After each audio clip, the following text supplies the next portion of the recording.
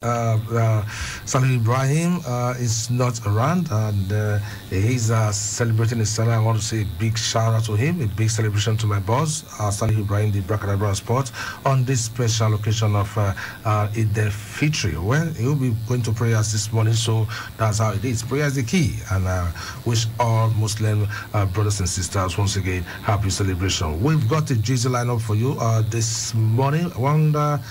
Starting from what happened yesterday at Stamford Bridge, well, it was a double for Arsenal over Chelsea because they defeated Chelsea 3-1 at Emirates, and last night, a big mistake, error from Jorginho got Chelsea into trouble, and they were beaten 1-0 by Arsenal at Stamford Bridge. So since 17 years, Arsenal doing a double over Chelsea home and away in the English Premier League. That is what happened yesterday. We're looking at that reaction from that game, and also we can tell you that the Spanish La Liga, Atletico Madrid are just 2 wins away from being crowned champions following their 2-1 win over Real Sociedad yesterday at the Wanda Metropolitano Stadium. So we also be looking at what are the chances, what would be the chances rather of Barcelona and Real Madrid as the Royal Blancos get closer to winning their first title since 2013-2014 season. We've got Paris Saint-Germain. They're already through to the French Cup final following their 6-5 penalty victory over Montpellier yesterday. Kylian Mbappe got them a brace, but the home team leveled up and it went into penalties, and that was how it ended. I had matches yesterday. Inter Milan has already won the title. They were also on the winning side yesterday, and for Juventus, who are battling to secure UEFA Champions League spot, they were able to win away from home yesterday as 43-year-old Buffon saved a penalty in their 3-2 win. In the world of tennis, we told you yesterday that Mama Olympia has crashed out of the Italian Open, and that was at 1,000th career match. She lost that game, and also for Simona Halep, she retired from that game. And Miss Martial Artist, talking about Conor McGregor, is the richest athlete at the moment. That is according to Forbes. So we look at all this and also look at basketball and the gossip session where Frank Lampard is started to be the replacement for Roy Hodgson at the end of this season. Once again, good morning. Nancy, welcome to the show. Good morning. Let's kick off from Stamford Bridge yesterday. What really happened yesterday? Know that Chelsea fans are really happy about getting to the finals, and they are looking forward to winning the finals. But yesterday, they could have, cemented their position, their top 4 position yesterday. Though they are still on 4th position, but I think losing to Arsenal has now given other chances. Yes, and I'm not giving other teams who are following them closely the opportunity to get past them if care is not taken. 3 matches to go, but that was a disappointing result yesterday. And Thomas Tuchel, the manager, said he takes all responsibility because he made 5 changes to that team that beat Manchester City. I know he has got Champions League, he has got FA Cup final to play, but was it really right for him to make 5 changes? And right now, that has affected him, though he has taken the responsibility. But don't you think that would be a kind of setback for Chelsea, though they still have a opportunity to finish in the top 4? Of course, it's going to be a setback. Just this morning, I was going through the log, and I was like, oh, wow. Maybe West Ham, they need, I think, 7 points or 6 points to catch up to Chelsea. Yeah. Chelsea are 4th, West Ham are 5th, and just 6 points behind Chelsea. And then that goal, the way that goal came in, it was a mistake. They've committed that kind of mistakes severally. Yeah, I think that was the 8th one leading to the opponents getting a goal over Chelsea. So how many times are you going to make that kind of mistake? Yeah. So for me, I think it's really a schoolboy error from Jorginho. You don't do that kind of you don't do that because you're a professional. I know full well that Arsenal, they are hungry lions and they are looking for points everywhere, and they just have to capitalize. Aubameyang got that and teed up Emile Smith-Rowe, who got that goal in the first half, and that was how that game from 16th minute till the end. Though Chelsea got a goal through Pulisic, but Yeah, but it then was ruled out he by. was off. Yeah, it was ruled out for offside by a video assistant referee. So that was what happened yesterday. And I don't know, maybe he's saving the best for the last. Talking about Thomas Tuchel, who had to who made 5 changes, because when you look at that squad yesterday, well, that squad was still good enough, strong enough. That squad was good strong enough. Yeah. That squad was good enough for any game. But for the coach to now blame himself for the lineup. No, that's how it is. See, he's so humble. That was one thing I like about Thomas Tuchel. He's so humble, and he has taken responsibility, because he knows that yes, when the team wins, he gets the applause, the commendations, everything, and all that. And once the team, the coach was, that's how it is, honestly, because it is the way he set out the team. That's he felt they played, but honestly, that shouldn't have come from. It shouldn't, even at this point in time when they are on their way to or prepping for the Champions League finals. Mistakes like this should not even be made, because it's going to affect the confidence of these players. So let's hope that they'll be well prepared before they face Man City on the 29th of May. Okay, that was what happened yesterday at Stamford Bridge, but it wasn't really pleasant. And looking at some of the statistics from that game, Arsenal completed their first Premier League double over Chelsea since the 2003-2004 season, while this was their first league win at Stamford Bridge since October 2011, ending an 8-game winless run at Stamford Bridge. They drawn 2 and lost 6. So Arsenal have won 3 consecutive away Premier League matches without conceding for the first time since May 2013 under Arsene Wenger. And the Gunners have had a different player aged younger than 21 score in each of their last 3 Premier League matches against Chelsea. Gabriel Martinelli in January 2020, Bukayo Saka in December 2020, and Emile Smith-Rowe, who got that goal last night. And for Billy Gilmour, he has started each of Chelsea's last 3 Premier League games. The 19-year-old is the first Scottish teenager to start 3 consecutive top-flight matches since Grant Hanley for Blackburn Rovers in a run ending on New Year's Day 2011. And the Blues have conceded 26 goals in 19 Premier League games when Antonio Rudiger hasn't started this season, compared to just 7 conceded in the 17 games when the German has started.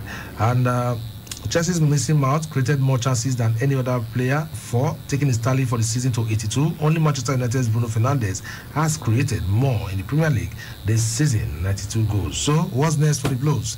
They have to switch their focus to the FA Cup final as they face Leicester City at Wembley on Saturday, the 15th of May. Then for Arsenal, they are next in action on Wednesday, 19th of May, when they travel to Crystal Palace in the Premier League. So this weekend, there's a chance for Chelsea to lift their first trophy under Thomas Tuchel.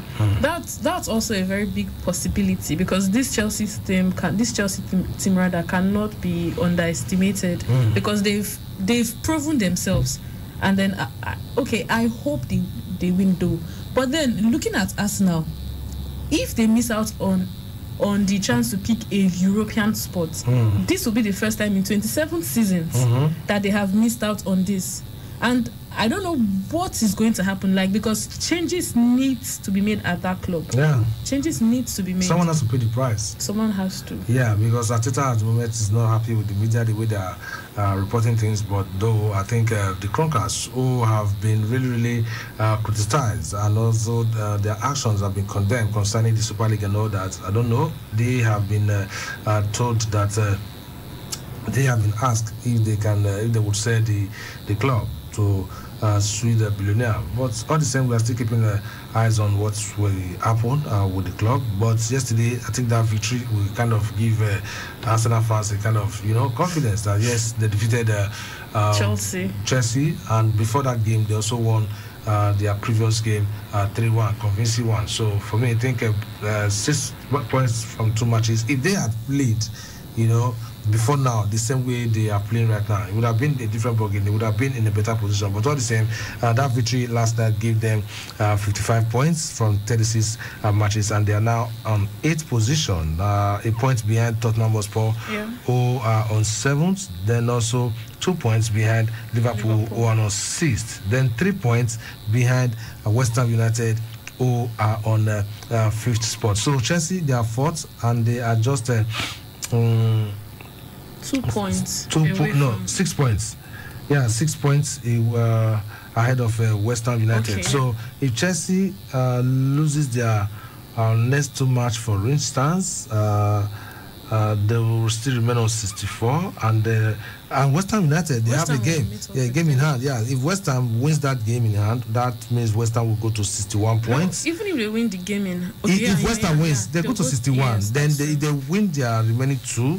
They go to 69. So that means they'll beat Chelsea. They'll overtake Chelsea if Chelsea loses their next 2 games. So Chelsea will have to win their next 2 matches to stand a chance of finishing in the top 4, because anything can happen. Right now, Leicester City, they see their spot. Yeah, though they've got 2 matches to go, if they can get 1 win in their next 2 games, I think the forces their position is seed. Then that of Chelsea, they still have to win. If they had drawn that game yesterday, it could have given them a point, which would have been better than losing that game. But all the same, let's see how things will pan out this weekend, as we're going to be having matches around the different clubs in Europe. Okay, that was what happened yesterday. So I think we'll be going on our first break this morning, and when we return from this break, we'll be looking at other stories. And don't worry, we'll ensure that we make your day a memorable one. I know you guys are home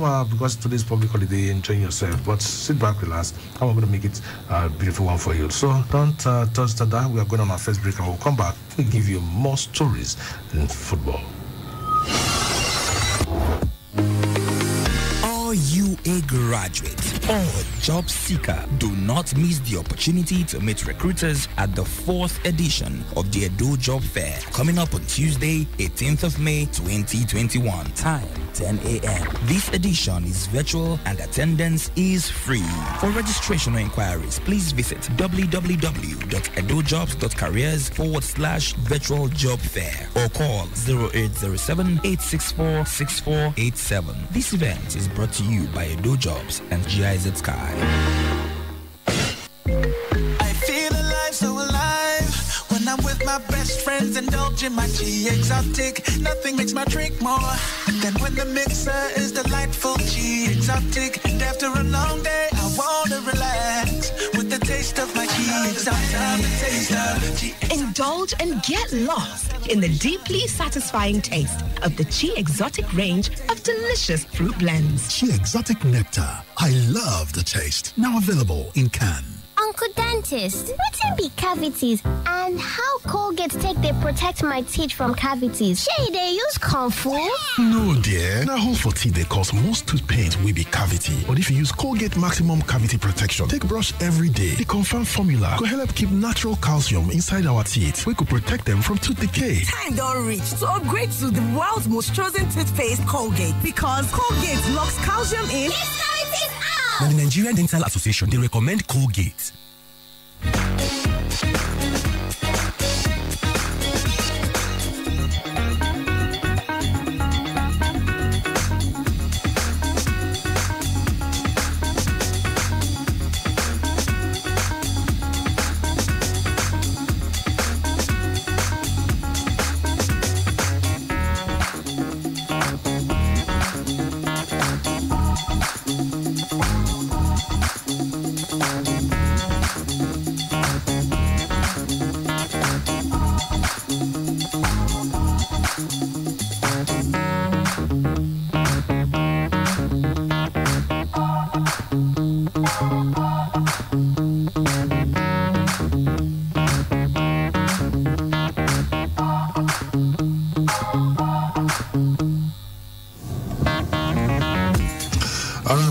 And in case you're just joining us, it's Sports Fiesta, and it is reaching live on 92.7 KFM down here in Benin City. With me, Wusa Egbeka, the Sports Maestro, and I've still got Nancy in the building. Salih Ibrahim, the Brakadabra Sports, is celebrating Eid al-Fitr right now, and that's the reason why he's not in the building. Once again, we are saying Happy Eid al-Fitr to all Muslims and to our big boss, Salih Ibrahim. All right, let's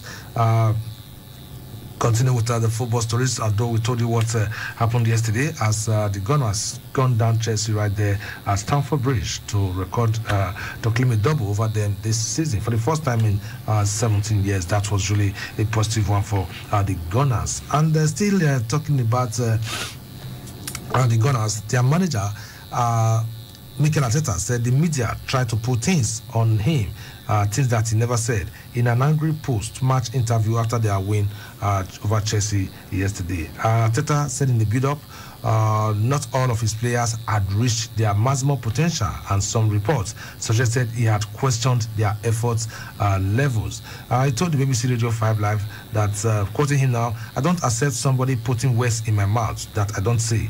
When it's related to my players, they are going to hit a wall. And he also added, they can try to give their opinions from the outside, that's fine, but try to break what we have inside is not possible. And that was what he told Sky Sports yesterday. BBC Radio talking about how people, report, take his reports. It twists it kind of, to suit their kind of stories that they want to portray out there. But then, if you are saying that your players, some of them are not playing to their full potential, that means you are questioning them, because you don't have to blame the media for what you said, because it was from the way he puts it. That's the way the media, to me, I feel the media also put it. You said some of them are not playing. We have seen managers questioning some of the players, efforts when it comes to playing for the club, and at times it leads to it leads to a situation whereby some players could rebel against the coach, and at some point the manager will be sacrificed for what that has happened to the club. So it doesn't really matter how players are playing. I think it's better for you to do that indoors and speak to them indoors than telling the press that some of them are not giving their level. So they are not giving, tell that to them one-on-one, and not, because once it comes outside, there are people who are going to look at it from another angle, looking at it, okay, this is kind of statement that Jose was making to Tottenham players and all that. At the end of the day, look at what happened. So for me, I don't think this is really necessary, because now saying that the media, blaming the media, I don't think that is the fault of the media, because you said some of the players are not giving their all. That's why you are where you are. Personally, I don't think there's anything wrong with it, because he said, that the players are not, as in they've not reached their maximum potential. Then who sets the team? Who is to blame? No, if I say someone has not reached their maximum potential, it's because maybe I know what this person can do, and whatever it is that this person is bringing to the table now is not up to what I believe this person can most definitely bring to the table. So personally, I don't think that is him saying his players are not putting in all their efforts. I don't think so. But then I think he has lost the dressing room. Kind of, and yeah, that is what he's trying to tell the people outside, that nothing has been broken inside. But if you look at it, yes, last time out, they thought, okay, he could do better than this season, but right now he's struggling, and to make Europe is a problem for Arsenal right now. And so this is not the time for distractions. I think all that matters right now is for him to just see how he can, motivate his players to finish very well this season, win your remaining games, and see if results will go in your favor. That could give you, the opportunity to play in Europe. If not, get to prepare for next season. So I think. For Mikel Arteta, right now, I hope things gets to work out, but he should mind the way he speaks to the press. Or the press should mind. No, the press, we have to find a way to get things out of the mouth of the managers. That's the truth. You have to ask some questions. That's why some managers will tell you, no idea, have no answer, to your question. Because this one was clear, if you ask me. He said, I think some of my players have not reached their maximum potential. But then it was now reported that he questioned their efforts. But that's like two different roads. Okay, now let's move on from Arteta's story, and let's look at what is going on in the Spanish La Liga Santander. We are getting closer to the end of the season, and for the first time in 2013-2014, it seems that Atletico Madrid, the Roy Blancos, they are about to to lay their hands on the trophy. Yesterday, they played against Real Sociedad, another high-flying side, and especially when the season started, Real Sociedad were really flying hard because they were top for quite a while. Yeah, because they signed David Silva from Manchester City, and that really helped them when the season started. But at some point, the boys were separated from the men. Yesterday, they played against the table toppers, and they were beaten 2-1. Though they scored a late consolation, but it was not enough as the hosts head on to get the maximum 3 points. Yannick Carrasco and Angel Correa getting the goals for them, while the assists came from Fernando Llorente and Luis Suarez. And for the away team, Zubedia got their goal for them, and that came in the 83rd minute. So for Atletico Madrid, they will win the Spanish title for the 11th time in their history if they win both their last 2 matches. So for the first time since 2013 and 2014 up to date, they've not won it. But they had the opportunity. They fluffed their chances, but this is the best chance for them now. Win your remaining 3 matches and you'll be crowned champions. So 1 is out, 2 to go. Osasuna, and they've got Osasuna to play on Sunday before traveling away to Real Valladolid OR 18th, and they're in the relegation zone. So these 2 matches, it looks as if they are easy matches for Atletico Madrid. But you know, all the dramas in the league most times happen at the end of the league. So, yeah, towards the end, because you are playing against clubs fighting to survive the job, and it could be really and difficult. They are already in the relegation zone, so they need to win every single game they have left in order for them to survive. Yes, for them and to survive. They also, for Atletico to be crowned champions, they also need to win against all their matches, because Real Madrid could go on to win their remaining games, and Barca could also go on to win. I mean, though Barca, they missed the chance when they drew 3-3 at Levante. That was a big opportunity for them to have been at the top, and they would have finished as champions if that has happened. But all the same, let's see how things are going to pan out.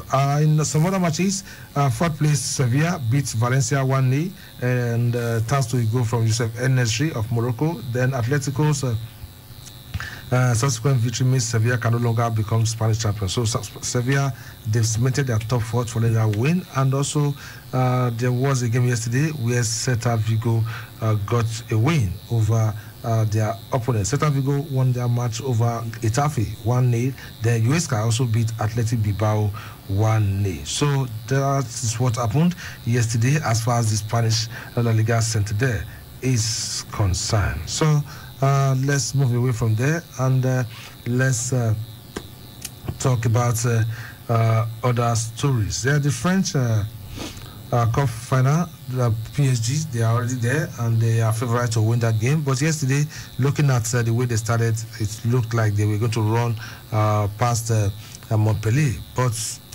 the opponents tried their best, and they got 2-2 draw. But penalties can go either way, and it's a lottery. So it favoured Paris Saint-Germain. So Mauricio Pochettino, who has crashed out of the Champions League, looking forward to another trophy, though he has won 1 trophy, the champion, which is like a Community Shield.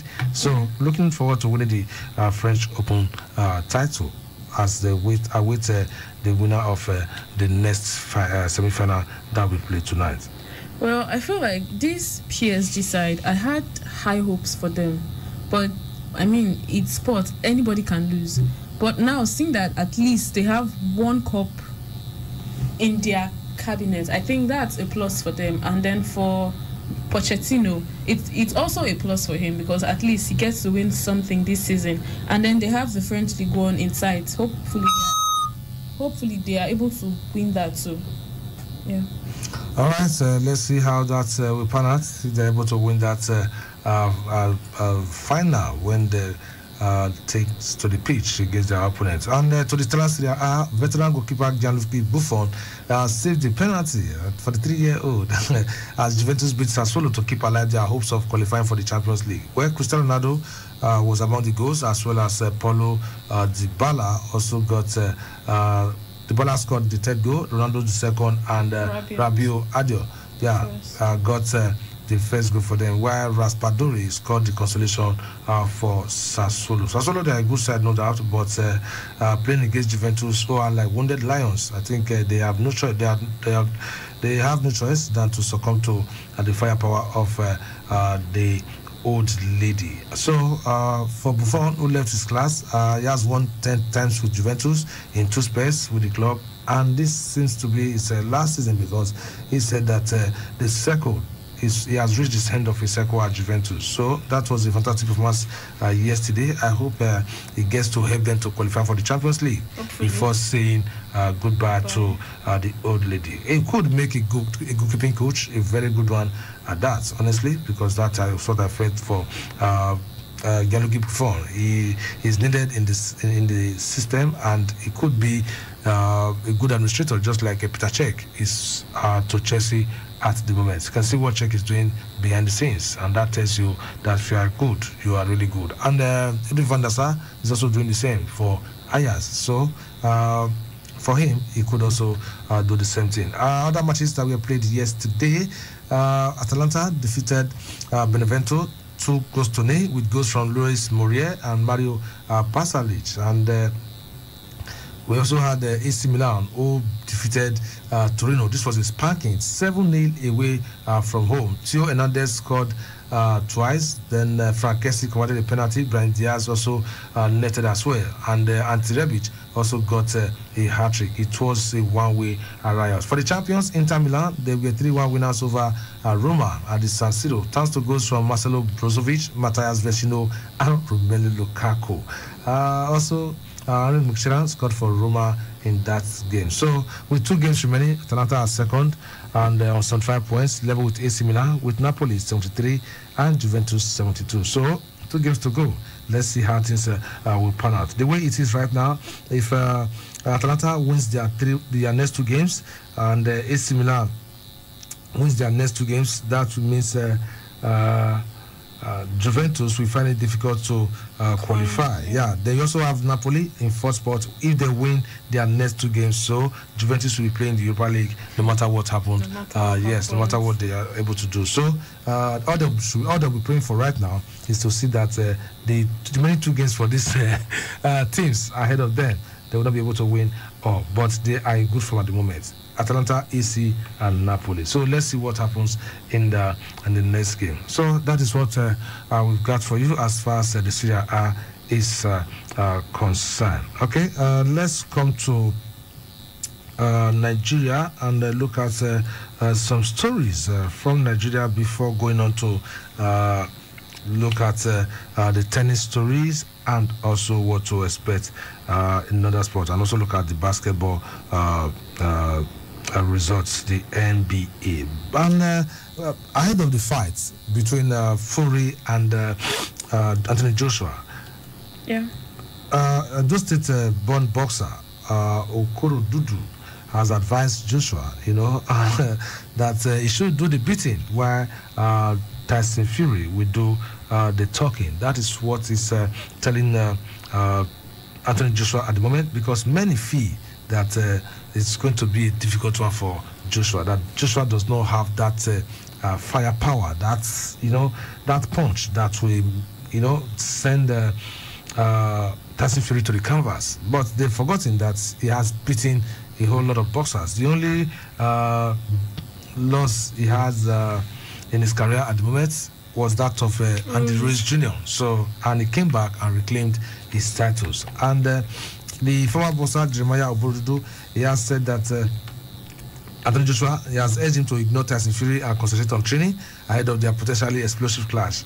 Joshua holds the IBF, WBA, and the WBO title, and WBC title. That Fury is in the final stages of agreeing to fight to decide the undisputed champion. Remember, we told you that the fight will be coming up in Saudi Arabia, and It will take place on the 14th of August. Yeah, and if it gets finalized, according to Fury's co-promoter Frank Warren, they hope that that match will get over the line. Fury has been inactive since he stopped Deontay Wilder to claim the WBC title, while Joshua returned to action after defending his titles against Kubrat Pulev, and it was a knockout win. So, when he was talking to reporters, he said, "What I have to say to Joshua is that he should concentrate on his training.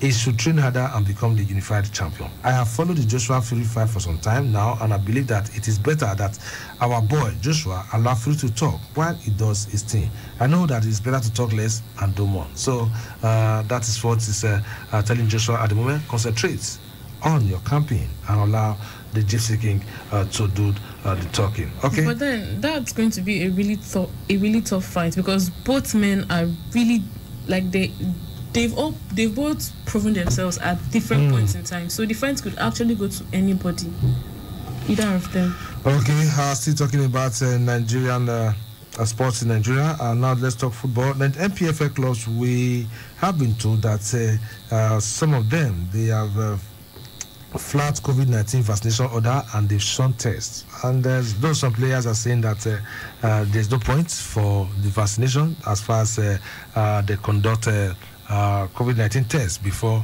every game. But this is what we are getting, that a large number of clubs in the 20-team Nigeria Professional Football League, they are yet to get their players vaccinated for COVID-19. And for Nigeria, they had received 3.94 million doses of the AstraZeneca / Oxford vaccine in March, with frontline workers given priority.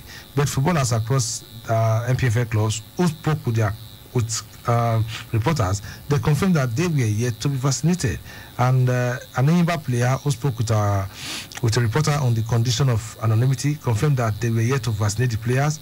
And it said, do we really need it? That was this question. That's the player's question. Yeah, we conduct COVID-19 tests before any CAF game. And other clubs also Ghana, they also are yet to vaccinate their players. Rangers, Sunshine Stars, Katsina United, Dakada FC, Kano Pillars, MFM FC, Lobby Stars, FC Fahimba, and Atlant. So these are clubs, they are yet to vaccinate their players. And the Nigerian Football Federation, they had at the return of football last year, written to chairman of the league management company, Nigeria National League, Nationwide League One, and Nigeria Women's Football League, instructed them to mandate clubs to conduct COVID-19 tests on players and match officials before each game. So, even if they're asking them to conduct the test, that should be like a normal protocol. But then taking this vaccine, let's take the sports festival for example. All the athletes that competed were all given the vaccine, and this event lasted for about 2 weeks. And then these guys are professional football players that travel every week, most likely. I mean, there is no way you would say that they do not need these vaccines.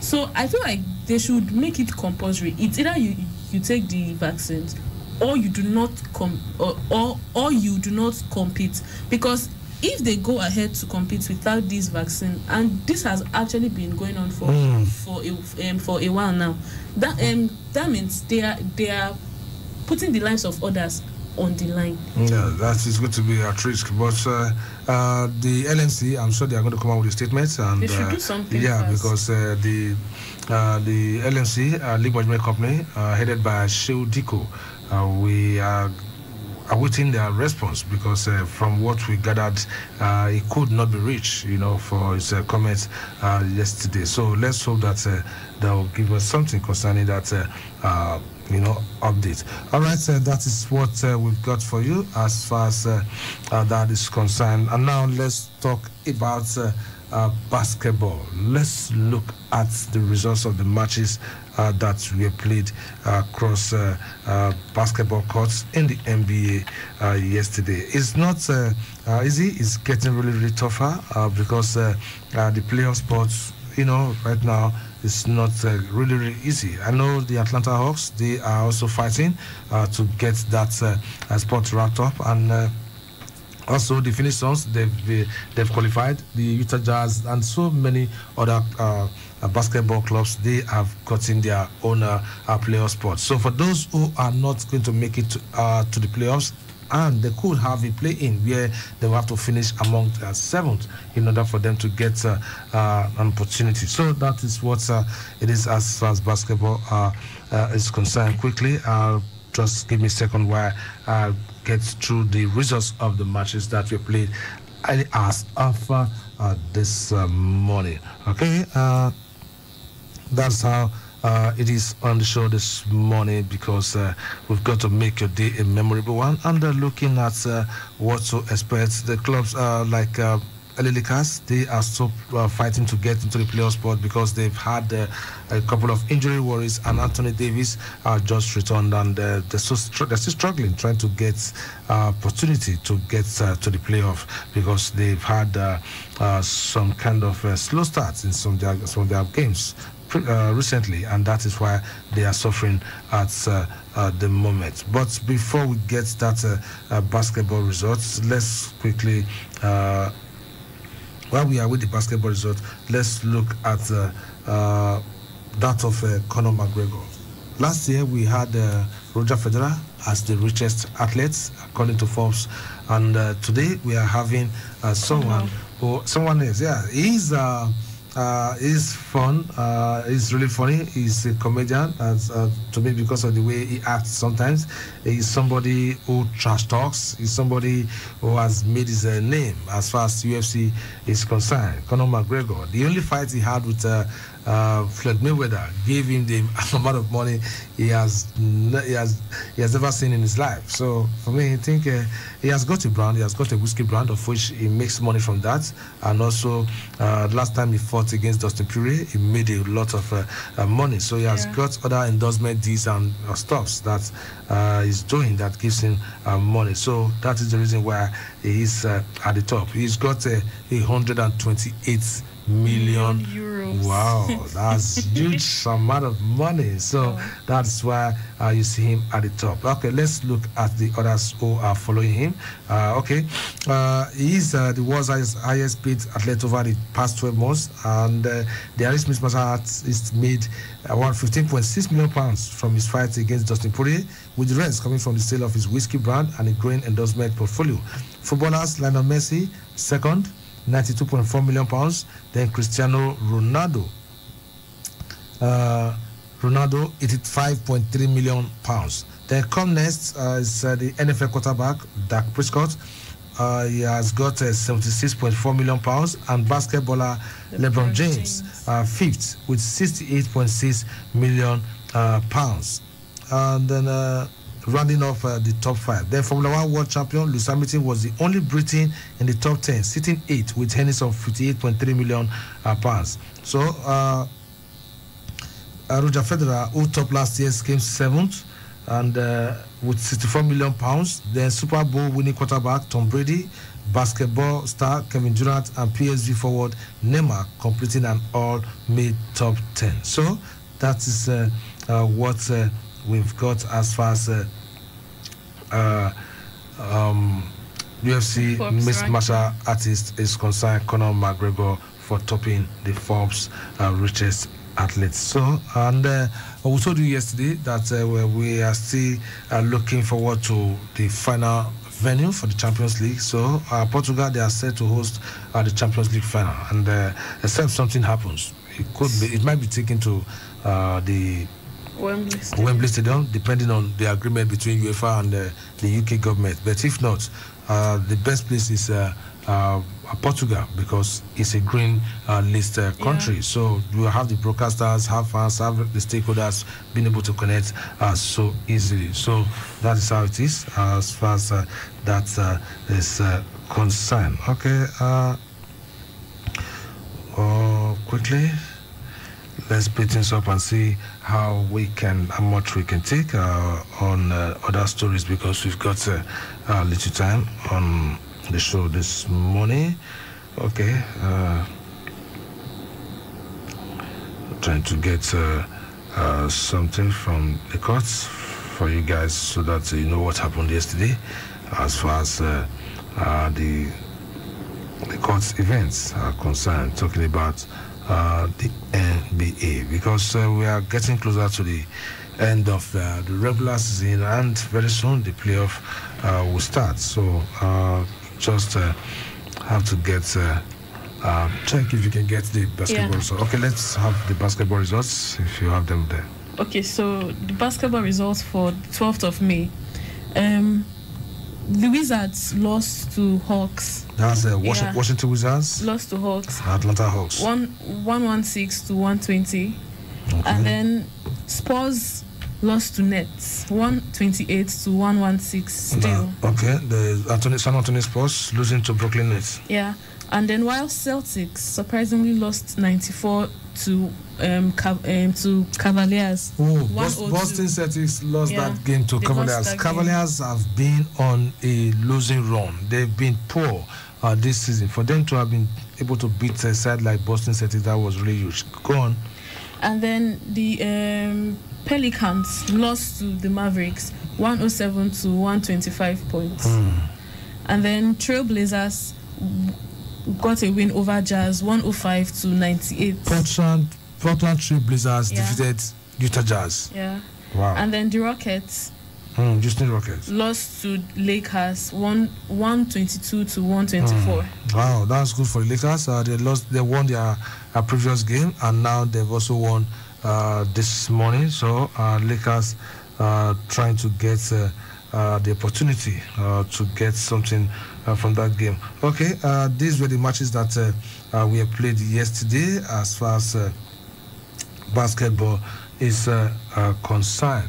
Okay, quickly let's see if we be able to get the fixtures for you for tomorrow morning. The system is really slow at the moment, but notwithstanding, let's see how far. Okay, we've got some fixtures for you. Tomorrow morning we have early Clippers. They will be at Charlotte Hornets. Milwaukee Bucks will travel down to Indiana Pacers. Orlando Magic will face Atlanta Hawks. Philadelphia 76ers will take on Miami Heat. San Antonio Spurs will be guests to New York Knicks, while Toronto Raptors will travel down to Chicago Bulls. Sacramento Kings will face Memphis Grizzlies. Denver Nuggets will be at Minnesota Timberwolves, while Portland Trail Blazers will be at the Phoenix Suns. These are the matches to look out for tomorrow morning as far as basketball is concerned. Okay, let's see if let's go through the gossip session to see what we've got. But before then, let's talk about Steven Gerrard. He's one match away from unbeaten season. I don't know, this guy is a legend, honestly, because looking at what he did with Liverpool, and now he has since lifted the Scottish Premier League title, though they'll be handled, the cup will be handled, will be given to them rather, and on Saturday when they take on Aberdeen. That will be their home match. Yesterday they travelled down to Livingston and they were able to beat Livingston away from home, a convincing one, 3-0 at that. But they have not been given the trophy, so that would take place at Ibrox when they face Aberdeen. I don't know. I have not seen any manager who is one match away from having an unbeaten season, and the last game is at home, and so all his energies, everything, because it's just one game to go. That's what they've got at the moment. So it's not going to be easy, but I hope they are able to win that game on that day to have an unbeaten season. So that is what we are expecting from that game. So congratulations and to Steven Gerrard also for winning the manager of the Sports Writers Manager of the Year Award. So I hope in the nearest future that he gets to manage a bigger club. Just hopefully, I hope that he gets to manage a bigger club, so he gets to prove himself on even a higher level. Let's look at the transfer rumors making the rounds. Former Chelsea manager Frank Lampard, he has emerged as leading contender to replace Roy Hodgson at Crystal Palace, and ex-England boss Roy Hodgson's contract expires at the end of the season. For Barcelona, they have made contact with departing Bayern Munich coach and Flick's representatives as doubts grow over the future. of current manager Ronald Koeman. Tottenham Hotspur and England striker Harry Kane, who is age 27, will be stuck at the London club unless Pep Guardiola demands Manchester City sign him over Borussia Dortmund's Erling Braut Haaland. For Borussia Dortmund, the chief executive Hans-Joachim Watzke says Haaland will be at the club next season. Future Bayern Munich chief executive officer Oliver Kahn has called any move for Haaland unimaginable because of the over 100 million euros fee that is being touted. Dortmund and England winger Jadon Sancho, who is 21, is pushing his agent to secure a move to Manchester United after one failed to materialize last summer. That's according to Manchester Evening News. And for the Red Devils, they are interested in Atalanta's Argentine centre-back Christian Romero, who is age 23, who joins Leeds 21-year-old Dutch defender Sven Botman and Sevilla's French 22-year-old Jules Koundé on the Premier League shortlist. Former Bournemouth manager Eddie Howe has agreed to become the new manager of Celtic. That's according to TalkSport. Tottenham has set to start interviewing for their vacant manager's role in the next few days. Fulham's Scott Parker is on the shortlist, but the club have given hope enticing Leicester City's Brendan Rodgers. Slavia Prague's 19-year-old Senegalese forward Abdallah Sima, who is a target for Arsenal and West Ham United, is keen on a move to the Premier League. And for Liverpool manager Jurgen Klopp, it does not expect to have a big transfer budget this summer to rebuild the rest in a bid to recapture the Premier League title next season. Reigning French midfielder Eduardo Camavinga, who is aged 18, has had a lot of offers from top clubs, according to his agent Jonathan Barnett, who also represents Gareth Bale. Match of the day pundit Ian Wright of Arsenal, an Arsenal legend, he believes Brighton's Mali midfielder Rice Bissouma, who is 24, should reject Liverpool and join Manchester United this summer. And from Arsenal manager Mikel Arteta, he wants 2 new fullbacks, a central midfielder, a striker, and a goalkeeper this summer.